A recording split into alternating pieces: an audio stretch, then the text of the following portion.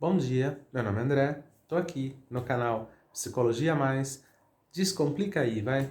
Pra gente poder falar sobre vários assuntos que permeiam o psicólogo, a psicologia e tudo mais que tá dentro desse processo aí e que cabe algum esclarecimento. Cabe falar um pouco sobre, tentar tranquilizar o ímpeto, porque às vezes surge essa situação onde nós temos essa separação que não deveria acontecer, essa distância entre o psicólogo e a pessoa que precisa desse serviço. Então estamos aqui para esclarecer, estamos aqui para clarear, né? Bom, agradecimentos gerais a todo mundo que assiste, todo mundo que está aí, canal recente, mas estão aí assistindo. Agradeço demais, deem seu like, compartilhem, enfim, né? Sininho lá, se inscrevam no canal, enfim, aquela coisa toda, né?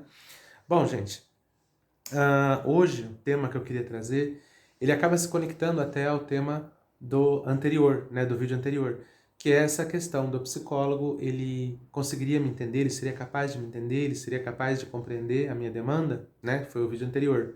Então hoje, especificamente, eu vou falar sobre o sigilo, né, que isso também é uma fantasia, é um processo, é um mito que precisa ser desfeito, e que ele se conecta muito a essa ideia.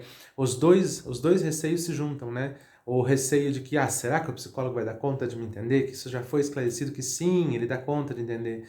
E essa questão do sigilo. Será que esse assunto tão, né, mirabolante que eu precisaria estar trazendo, né, essa situação tão complicada, que me parece tão complexa, tão confusa, né, que eu não sei se o psicólogo vai conseguir entender, será que vai haver sigilo desse processo, né? Então, são dois pontos fundamentais, um já esclareci no vídeo anterior e agora a gente vai falar sobre o sigilo, né? Bom, gente, o psicólogo, ele, dentro da formação dele, nós trabalhamos vários processos e esse é um deles, que diz respeito ao código de ética do psicólogo, diz respeito a todo um processo, são parâmetros traçados para que nós tenhamos isso muito claro na nossa cabeça, né? De que nós precisamos manter o sigilo. O sigilo, gente, ele funciona da seguinte maneira. A pessoa vem ao profissional e ela vai trazer questões ao profissional e o sigilo começa de imediato, quando a pessoa vem fazer uma entrevista com o profissional inicialmente, né? E já nesse início já há um processo de sigilo, que a pessoa vai trazer as questões dela e o pouco que ela está dizendo enquanto ela está ali conversando com o psicólogo, após cumprimentar o profissional e tal, o pouco que ela solta ali já é um processo de sigilo, já se torna sigiloso, né? Então isso tudo é feito dentro de uma sala fechada, né? Todo esse processo, né? Antes da pandemia, tínhamos uma sala fechada com janela fechada, tudo fechado e um ventilador, um ar-condicionado, né? Agora, com o processo da pandemia e tal, a indicação do Conselho de Psicologia que mantém a janela aberta, né? Mas, justamente, a ideia é que a pessoa sinta-se segura no lugar onde ela pode falar o que ela precisa falar, o que é necessário para ela pode externalizar esse conteúdo sem que esse conteúdo saia dessa sala, né? O psicólogo, ele tem que abrir um prontuário, a pessoa preenche uma ficha, ele abre um prontuário onde é uma pasta, onde ele vai fazer anotações de toda a sessão, das características, das questões importantes que aconteceram naquela sessão vão ser anotadas ali. Esse prontuário, essa pasta, ela fica literalmente, tá? Não é um simbolismo, é literal. Ela fica literalmente trancada num armário, no meu caso um armário de metal, para cada uma de uma maneira diferente. No meu caso, num armário de metal com cadeado. Literalmente falando, não é um simbolismo. Então, esse local onde o psicólogo coloca as pastas dele não pode ser acessado por ninguém. Só o psicólogo pode acessar esse lugar, né? Tá sujo, tá empoeirado, tá na hora de fazer uma faxina. Só o psicólogo, ele vai lá, o psicólogo vai lá fazer a faxina. Não é outra pessoa, é só ele pode acessar aquele lugar, só ele pode, né? Então, se a gente pega uma pasta para observar algum conteúdo, tirar uma dúvida, alguma coisa, o psicólogo vai lá, abre o armário, tira o cadeado, né? Abre o armário, pega a pasta, observa tudo que ele tem que observar, né? Vê tudo que ele tem que ver.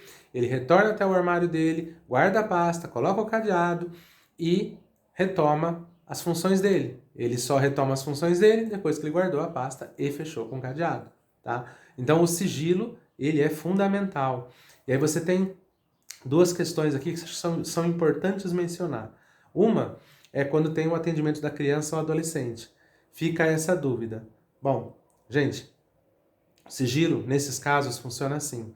O que a criança ou o adolescente traz é sigiloso. De outra forma, não funcionaria, é sigiloso. Então, o que a criança ou o adolescente traz, fica dentro da sala. A reunião com os pais, mensal, uma vez por mês, reunir-se com esses pais para falar sobre é fundamental, porém, os pais só vão saber o básico, o necessário para que os pais tenham um entendimento de como a coisa está acontecendo.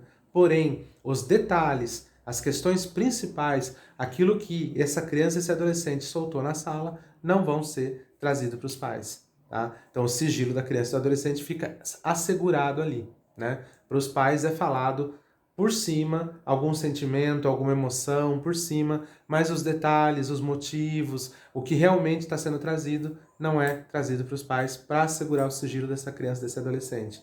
Com relação a grupo, sigilo de grupo, como é que funciona o sigilo de grupo? Né?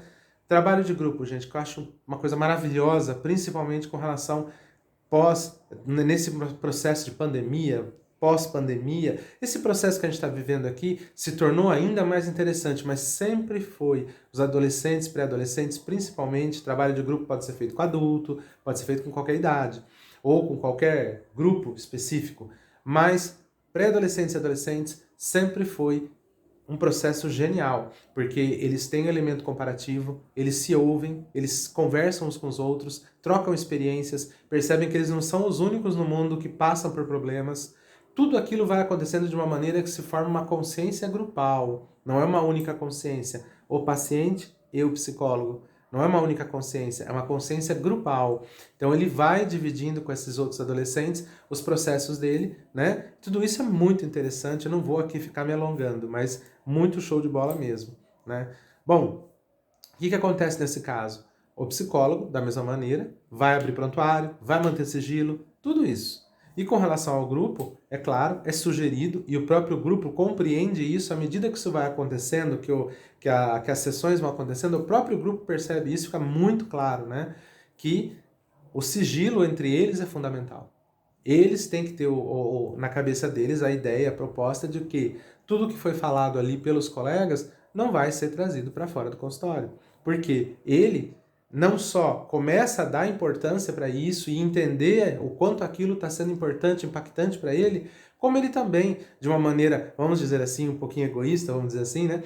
Ele também, ele não vai falar coisas lá fora do que foi falado na sessão, porque um dia ele pode querer trazer coisas ali, né? O próprio material, o próprio conteúdo dele, ele pode querer trazer ali na sessão, e aí ele não quer que o conteúdo dele seja falado lá fora, né? É uma maneira um pouquinho egoísta de pensar, vamos dizer assim, mas de verdade, eles se entendem dentro de um processo, eles percebem a importância de estar realizando aquele processo, eles compreendem que o sigilo é algo que é inerente. O sigilo ali se torna inerente. Ele sabe que tem que haver um sigilo caminhando ao lado do que está acontecendo ali, né? Então, basicamente, gente, sigilo é isso, tá? Para quem tinha dúvidas, o que acontece na sala, fica na sala.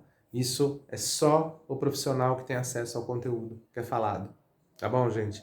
E não gosto muito desse assunto, mas só para a gente fechar de vez o assunto. Quando um psicólogo ele vem a falecer, né? Quando um psicólogo ele vem a falecer, os familiares chamam o conselho de psicologia e o conselho de psicologia vem, ele lacra todas essas pastas e leva embora, tá? Então continua sendo um processo de sigilo, tá bom, gente? Só para vocês entenderem como funciona a nossa profissão aqui, tá joia? Então, mais um mito por terra, sem essa de receio de que o sigilo vai ser quebrado. Por favor, tá bom? Grande abraço, gente.